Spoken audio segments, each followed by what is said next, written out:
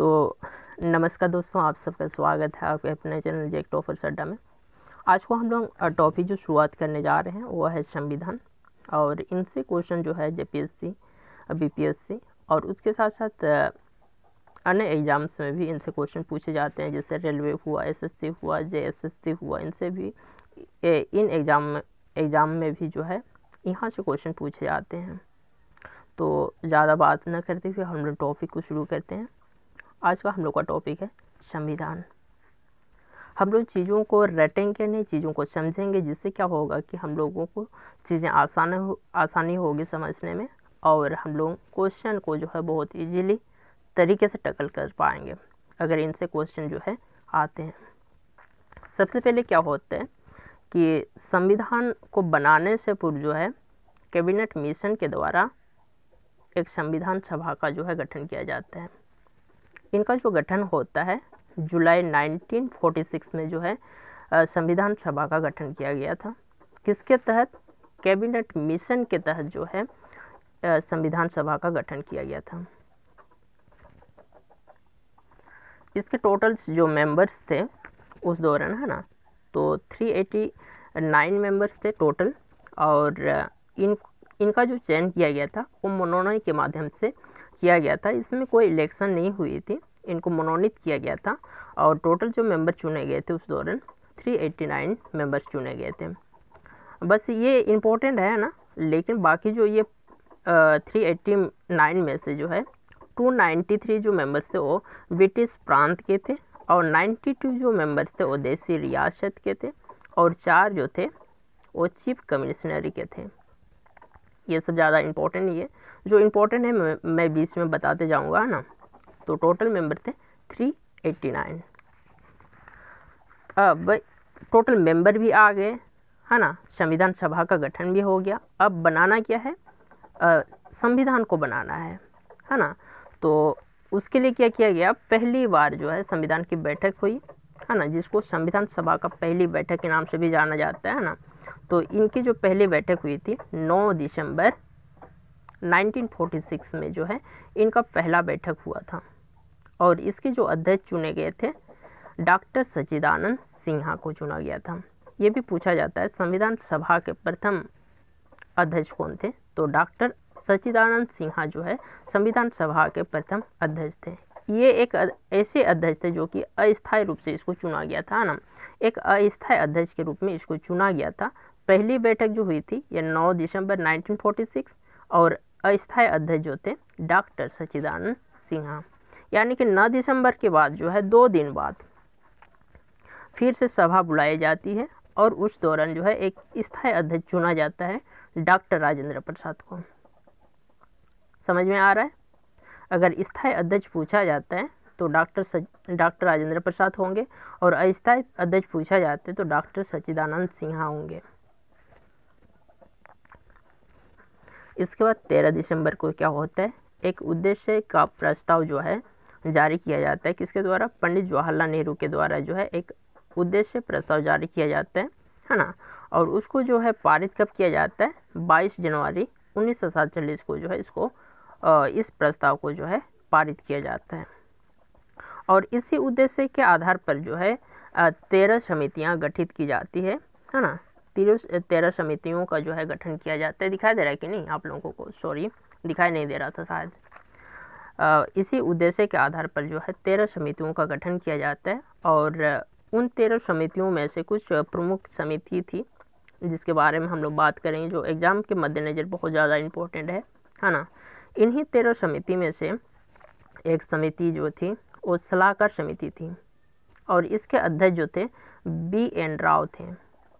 और BN राव को जो है संविधान के प्रारूप के दाता के नाम से भी जाना जाता है। यानी कि संविधान का जो प्रारूप तैयार करने वाले थे, है ना, प्रारूप जो बनाया था वो, यानी कि स्ट्रक्चर यानी कि ढांचा जो बनाया था BN राव के द्वारा ही बनाया गया था। और जो लिखा गया संविधान को वो डॉक्टर भीमराव अंबेडकर के द्वारा लिखा गया था, और डॉक्टर भीमराव अंबेडकर को जो है प्रारूप समिति के अध्यक्ष के रूप में इसको चुना गया था।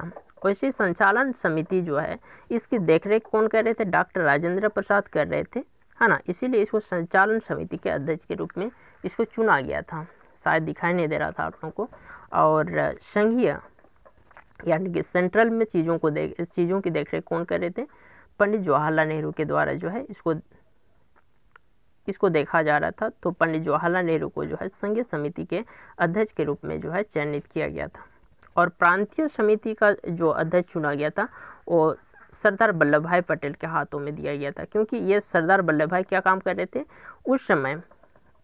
आज़ादी के बाद जो है छोटे छोटे रियासतों को जो है देश में जो है जोड़ने का काम कर रहे थे, है ना, और देश के साथ उसको मिला रहे थे, एक संपूर्ण देश बनाने का काम कर रहे थे सरदार वल्लभ भाई पटेल। इसलिए प्रांतीय समिति का जो अध्यक्ष चुना गया था वो वल्लभ भाई पटेल को चुना गया था। यहाँ भी ये भी पूछा जाता है, हालांकि इन लोगों को जो है मनोनीत किया गया था। और वैसे डॉक्टर भीमराव अंबेडकर से ये पूछा जाता है, हालांकि इसको संविधान के पितामह के रूप में जो है इसको जाना जाता है, क्योंकि संविधान जो है इन्हीं की देन है, यानी कि इन्होंने ही लिखा था। हालांकि प्रारूप जो तैयार किया था वो BN राव के द्वारा तैयार किया गया था, लेकिन लिखा जो है गया किसके द्वारा लिखा गया था? ये डॉक्टर भीमराव अंबेडकर के द्वारा जो है इसको लिखा गया था। वैसे डॉक्टर भीमराव अंबेडकर से और एक चीज़ें पूछी जाती है कि वो किस राज्य का जो है उस दौरान प्रतिनिधित्व कर रहे थे, यानी कि किस राज्य से उसको चुना गया था? तो बंगाल से जो है उनको चुना गया था, यानी कि उस दौरान डॉक्टर भीमराव अंबेडकर जो है बंगाल राज्य का प्रतिनिधित्व कर रहे थे। अब हम लोग नेक्स्ट चीज़ों को देखते हैं। सब आ गया। अब आते हैं संविधान को किस तरह से बनाया गया था और इसको बनाने में जो है टोटल कितने समय, उसके साथ साथ कितने खर्च आए, तो उनके बारे में हम लोग चर्चा करेंगे। तो संविधान को बनाने में जो है टोटल 2 वर्ष 11 महीना 18 दिन का जो है समय लगा था। और इसमें टोटल जो खर्च आए थे 63,96,729 रुपया जो है इसमें टोटल खर्च आया था। हालांकि ये खर्च का जो पूछा नहीं जाता है, लेकिन ये बहुत ज़्यादा इम्पोर्टेंट है। इनसे क्वेश्चन पूछा जाता है कि संविधान को बनाने में जो है कितना समय लगा था, तो 2 वर्ष 11 महीना 18 दिन का समय लगा था। और जब संविधान बन के तैयार हुआ तो अब बारी आती है इसको जो है पारित करने का। तो संविधान को जो है पारित कब किया गया था? 26 नवंबर 1949 में जो है इसको पारित किया गया था 284 मेंबर्स के द्वारा। हम लोगों ने पढ़ा था कि इसमें टोटल जो है 389 मेंबर्स थे, लेकिन संविधान बनाने के पूर्व जो है जब इंडिया और पाकिस्तान का क्या होता है, अलग हो जाता है, यानी कि विभाजन हो जाता है, तो उस दौरान जो है बचते कितने मेंबर्स हैं? 299 मेंबर्स बचते हैं। और इन्हीं 299 मेंबर्स में से जो है 284 मेंबर्स के द्वारा जो है इसको पारित किया जाता है। और फाइनली जो है इसको देश में लागू कब किया जाता है? 26 जनवरी 1950 को जो है पूरे भारत में इसको लागू किया जाता है संविधान को।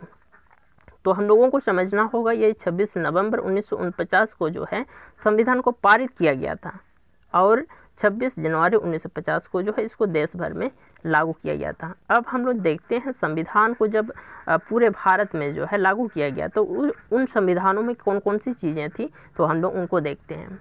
तो उसमें जो है जो मूल संविधान था उसमें 8 अनुसूचियाँ थी, 22 भाग थे और 395 जो है अनुच्छेद थे। ये मूल संविधान। कभी कभी पूछा जाता है कि मूल संविधान के अनुसार जो है कितनी अनुसूचियाँ थी, तो 8 अनुसूचियाँ थी और भाग पूछा जाता है तो 22 थे और आर्टिकल्स पूछा जाता है तो 395 थे। अभी भी कुछ ज़्यादा चेंजेस नहीं हुई है। अभी जो है अनुसूचियों में जो है चेंजेस आया है कि वर्तमान स्थिति को देखा जाए तो संविधान में जो है 12 अनुसूचियों को बढ़ाया गया, यानी कि इसमें 8 से 4 अनुसूचियों को बढ़ाया गया है। अब 8 से 12 अनुसूचियाँ कर दिया गया है। मुझे लगता है कि आप लोगों को ये जो है टॉपिक समझ में आया होगा किस तरह से मतलब इसमें क्या किया। सबसे पहले कैबिनेट, इसको रिकॉल कर लेते हैं। सबसे पहले जो है कैबिनेट मिशन के द्वारा जो है एक सभा का गठन किया जाता है, यानी कि संविधान सभा का गठन किया जाता है। उसमें गठन होने के बाद जो है अलग अलग हिस्सों में जो है उनको क्या किया जाता है, मेंबर्स को बांटा जाता है, उनको अलग अलग काम दिया जाता है। जो समितियां बनाई जाती है उससे टोटल मेंबर्स जो है 13 बनाए जाते हैं और उनको अलग अलग कार्य दिया जाता है और संविधान का प्रारूप जो है तैयार किया जाता है। फाइनली जो बन के आता है उसके बारे में हम लोगों ने देखा। तो मुझे लगता है आप लोगों को सब चीज़ें समझ में आई होगी और हम लोग नेक्स्ट वीडियो में देखेंगे अगले टॉपिकों के साथ, है ना।